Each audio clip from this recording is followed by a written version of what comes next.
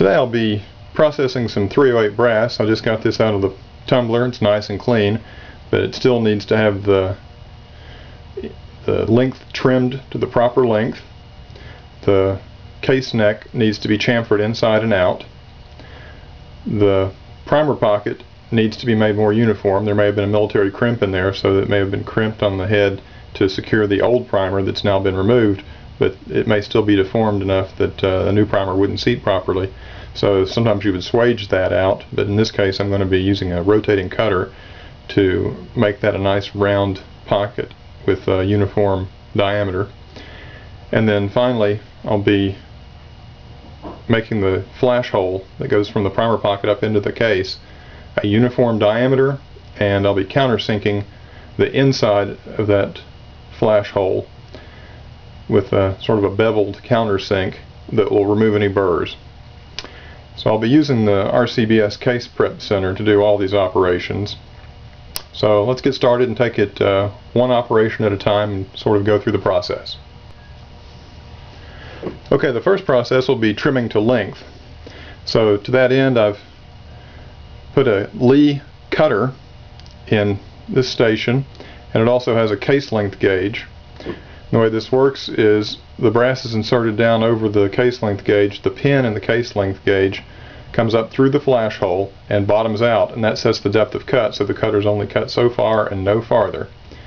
And I'll need to somehow hold this brass with something, so I'm going to be using the lock stud and shell holder. Both of these are also Lee products. Normally this would be chucked into a drill, something like that.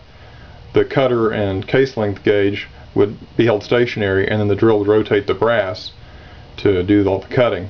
But in this case I'm using this $3 Walmart screwdriver, and the advantage of it is, unlike most of these hex bit screwdrivers, this one has a nice secure hold on whatever you put in there, so it'll hold this and won't fall out. So take the brass and just put it into the shell holder,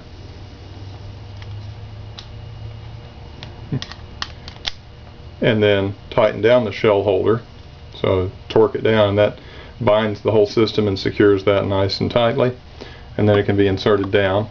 And most of the time you'll see the typical application, the cutter will be stationary and the drill will be rotating, but in this case it'll be backwards. I'll be rotating the cutter and then holding with the screwdriver the brass nice and stationary. So that's cutting and trimming to length.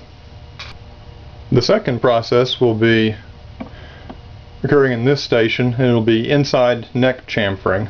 I'll be using the brass still in the screwdriver and the shell holder, and just lower it down on there as this rotates, and it'll put a little bit of a bevel on the inside edge of the neck, and that'll help the bullet seat properly when the new bullet is put in there. The third step will be outside neck chamfering, using the third station here. I'll be rotating, so this will just go down into here, and that'll allow the any burrs that may exist on the outside to be smoothed off, make this a nice smooth edge. Both of these two cutters, by the way, are standard equipment that come with the RCBS Case Prep Center. Both of these have about 2,000 or so pieces of brass to their credit, so they're both getting a bit dull, so I'll have to work a little longer on each of those than I would when they were new. The fourth step in the process will be cleaning out that primer pocket. I'll be using a Hornady Primer Pocket Reamer. This just sets down on top of there as it's rotating, and that cleans out the sidewalls and puts a slight bevel just on the entrance of the primer pocket to help the primer get seated properly. The fifth and final step in this process on the RCBS Case Prep Center is flash hole uniforming and deburring using this tool in the back. This is kind of a tall tool, so it's good to locate in the back where you won't get snagged on it when you're reaching for other tools. The way this works is the brass is just placed down over top of it. There's a depth stop that's adjustable here. I've got it adjusted for 308 brass. So because it indexes off the case neck, it's important that it's trimmed to the proper length before using this. Otherwise, the amount of bevel that goes into the flash hole will be variable if you try and use it on brass of variable lengths. So this little cutter is really just a little drill bit on top and a little almost 60-degree angle beveled cutter, and that just cleans out the inside of the flash hole from the inside out, making the flash hole nice and uniform and getting rid of any burrs and making a nice beveled uniform exit for the flame front as it emerges from the primer pocket into the case. So you get good ignition and everything's very uniform for best accuracy. So this is really an optional step, but it's kind of an important step if you want the best accuracy you can get. Okay, let's get started. I'll just turn on the RCBS Case Prep Center, put the brass into the shell holder, tighten to secure it,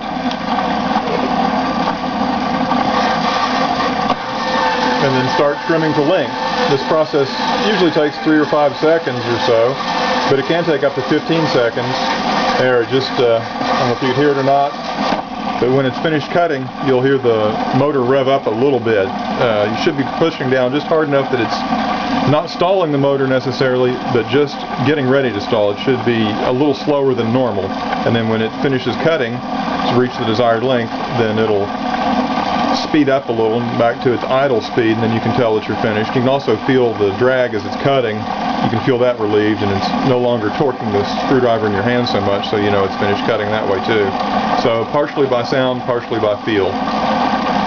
Now moving on to the next stage, we're going to do the inside neck trimming, neck chamfering. Normally this takes just a couple of seconds, but it takes more like 3 or 4 seconds now that it's gotten a little dull. And then outside neck chamfering.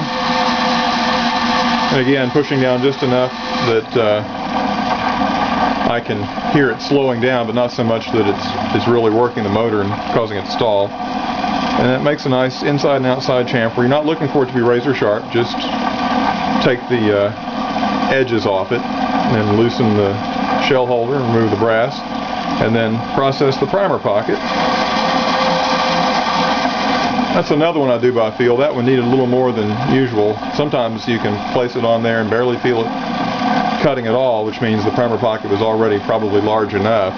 But if you can feel it cutting and hear it cutting, then leave it on until it's not completely finished cutting, but you can sort of develop a feel for it. And then the next step will be uniforming the flash hole. And now the brass is completely processed. On to the priming stage. Okay, now on to the priming stage. I have a couple of possibilities. The first one is the auto prime. There are handheld primers from a number of different companies. This has a shell holder in here that's specific to the piece of brass that we're priming, and then there's just a tray that holds the primers, and then this lever action here pushes the primer up into the primer pocket. It's not much to it. It's a pretty simple process. Just push the brass in to the shell holder, and then that's it. That's all there is to it, and that inserts the primer. I like to run a thumbnail over it and make sure it's flush, or actually just a little below flush. But then by the end I also inspect the neck and the case in general and call that a day. That one's done and ready to be loaded. Okay, let's try one more with a little less narration this time, hopefully a little faster.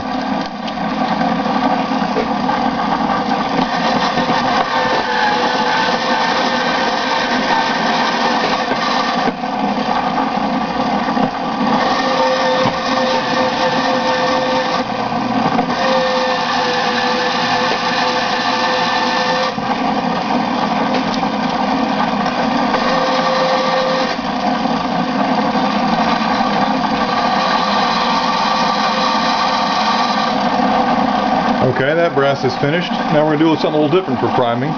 This time I'm going to prime on the classic cast press using the Lee Safety Prime. That just placed a primer into a primer holder and then lowering the press to push the primer up inside. It does essentially the same thing, but using the single stage press instead.